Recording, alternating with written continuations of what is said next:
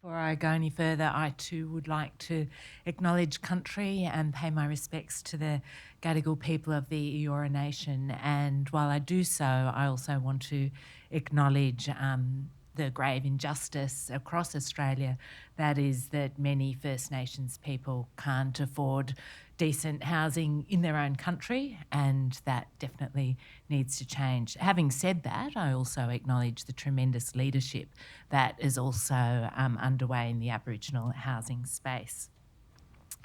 It's such a delight to be here, and I extend my warm welcome to all of you. My job is really to set the scene, and I'm going to try to do that fairly quickly.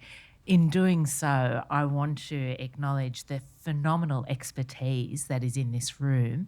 Many people here have such deep knowledge and experience in addressing housing and in leadership on housing in the local community, and that's hard.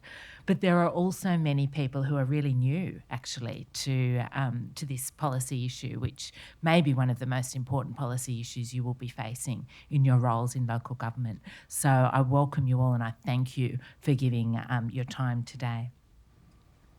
So let's just begin by touching base on what Australia's housing crisis is.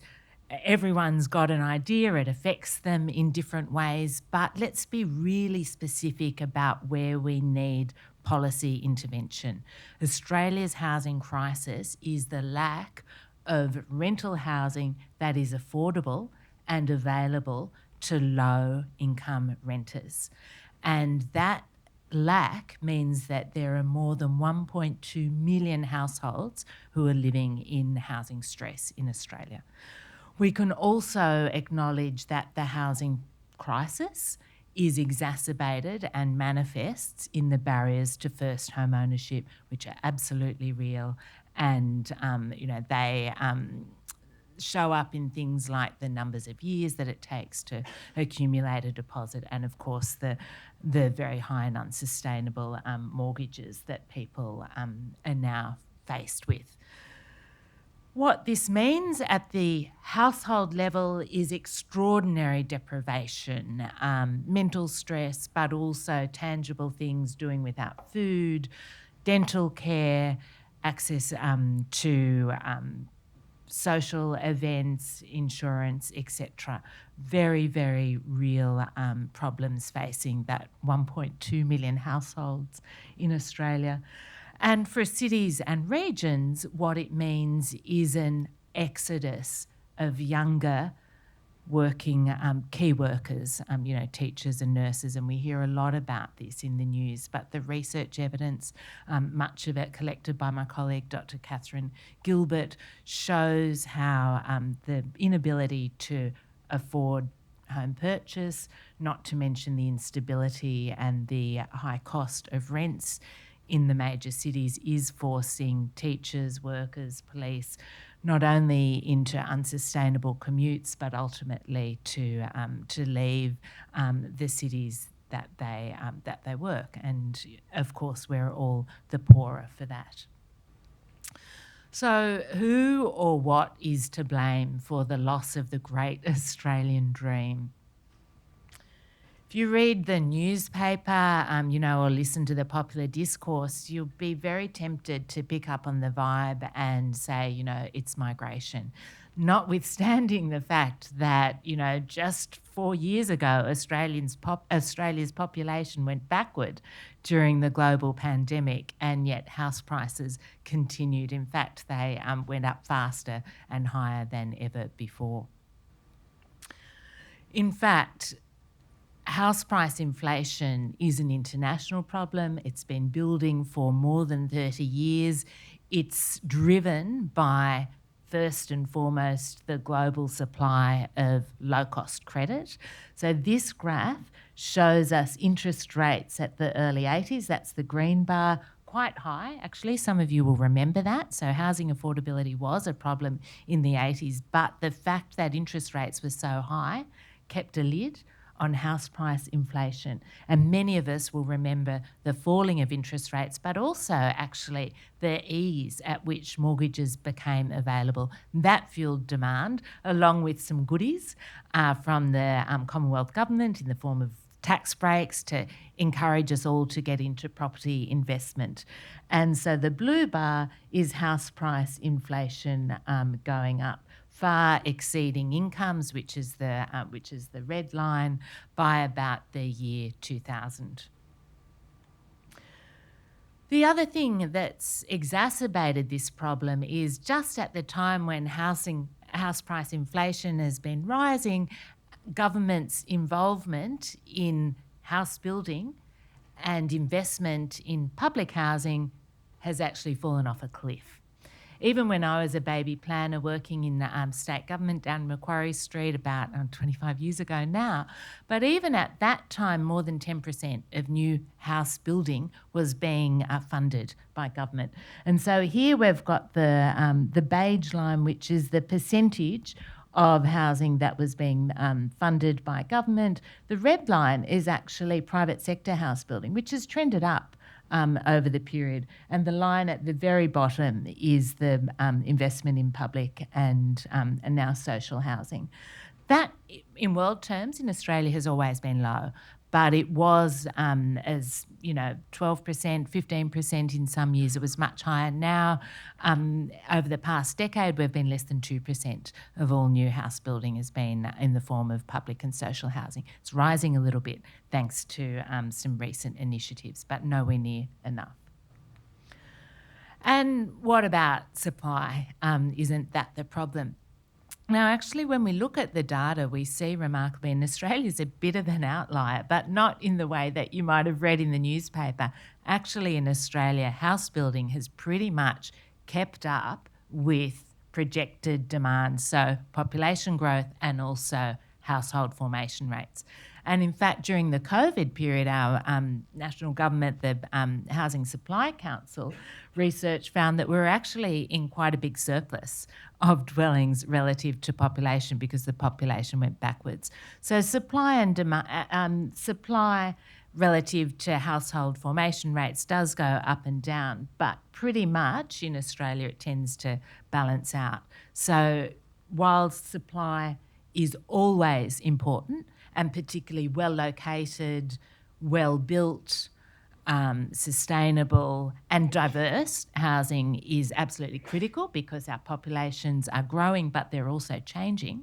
It's absolutely critical in regional Australia and in the metropolitan areas. It's not the problem when it comes to solving housing affordability. And in fact, the current research evidence shows that planning regulation is not the barrier to new supply. It's other things like, the cost of materials, labour, land, and finance.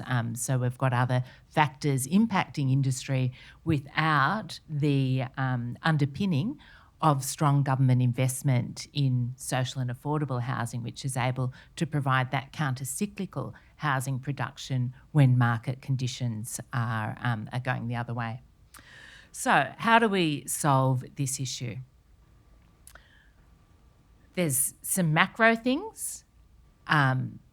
First and foremost, we have to get back to increasing the supply of social and affordable housing. 15% at least is the benchmark we should be shooting for. Right now, nationally, we're maybe at 5%, depending how you count things. We also need the federal government to adequately fund low-income renters. They're not more than 2/3. Last time I checked, it does move around a little bit, but more than 2/3 of renters who were receiving the very small Commonwealth rental subsidy were still in housing stress even after receiving that subsidy. And of course, we need tenant protections in the market. And, it goes without saying, we need a fairer tax system. I just want to acknowledge the range of government schemes that are on the table because some of you will have heard about them and wonder where they fit in. So at the Commonwealth level, we do have the National Housing Accord. That's the commitment to the private sector essentially delivering 1.2 million homes over the next 5 years, 28, 29. About 55,000 of those, depending how you count it, will be in the form of social and affordable housing, many of them funded under the HAF, which you might have heard of, which is the Housing Australia Future Fund, which essentially provides grants and loans at a lower cost from that fund.